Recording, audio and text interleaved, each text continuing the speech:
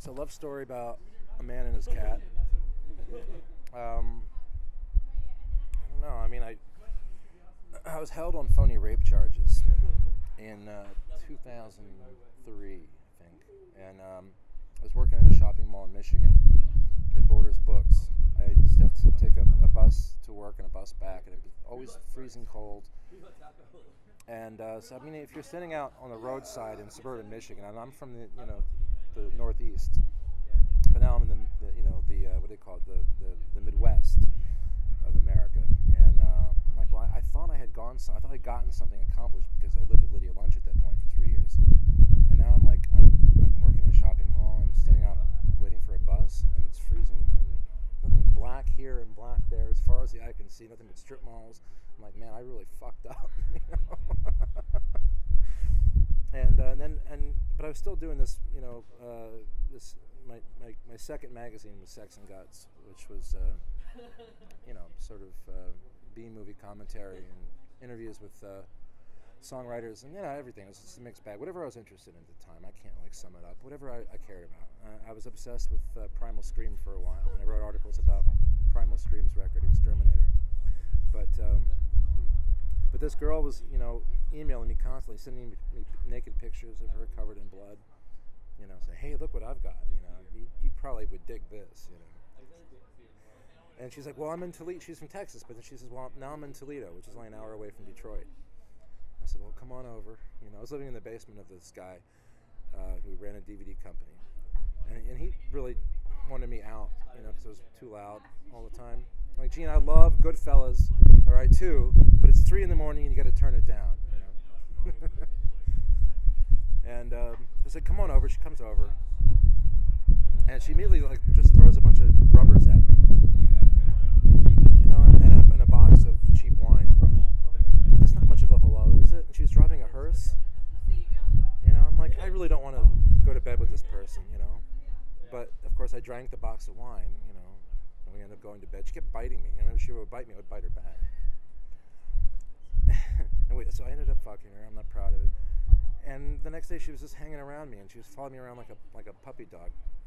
And I'm thinking, I have work to do, I'm like, I didn't want to be rude, So I said, Jesus, just, do you have you need a problem? Do you have a problem getting a ride home, or do you need any help getting home? She says, well, no, I just thought I'd hang out. I'm like, all right, you can hang out, but I have to work over here. So I'm just sitting there with my back to her for hours, and she's still not leaving. Finally, she leaves. 3 days later, I have the cops at my door. This girl's got bite marks on her, and do you know? I mean, the first thing he said was, do you know that I won't say her name, but do you know so and so? And I was like, oh fuck, going to jail for rape, and because I knew what it was about, and I knew I hadn't done anything wrong, but so I invited the cop, and I'm like, well, I'm innocent. I don't need a lawyer here. I'll just give him my story, and he'll realize that that she's fucking nuts, and it'll be the last I ever hear of it. Well, that cop was there every 3 or 4 days for the next 6 months, and he really wanted me to fry for this. It didn't matter if it had happened or not. All that mattered was that he didn't like me. He was a small town cop, who didn't have a whole lot of interesting work happening, and I made him. He wanted to take me down. Not so much. It was about my writing, because if you went on my website at that time, the first words you saw when the main page came up on the internet was insecticide shots for criminal cops, all jails are concentration camps, all judges are bought. Exterminator. So eventually they did drop the charges. They had to, because she didn't have a case. But that whole time I'm living in fear. I have to go to work every day like nothing's wrong. Feed myself, get up, go to work. And of course, I'm drinking way more because of the anxiety, thinking I might actually, because this happens all the time.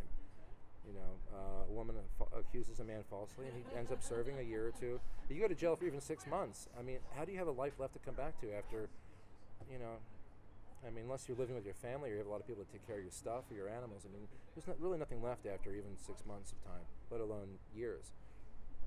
So, that and other things had boiled up. Then my cat was killed, so it's like, this is officially, I've reached a point where I don't give a fuck anymore. And throw the legal shit that I've been put through, I kind of have a better understanding of how law works in that country. So I'll begin it with a line, it was a straight up rape. And any instance of sex in the book, I'll describe it as rape. I'm going to use that word as many times as I fucking can, because I'm free, legal, and innocent. And they had me afraid of saying the wrong thing, doing the wrong thing. No, I'll just do whatever the fuck I want, because my cat's been killed, and I understand how the legal system works, and I'll just let it all hang out there. Why shouldn't I? And once I felt I was free to do that, I was able to tap into a certain kind of not storytelling, but word association, and putting and coming up with poetry about a lot of really ugly things. And through Celine, and having read so much of Celine, I was able to make it funny. And it all came together. I think it's a good book.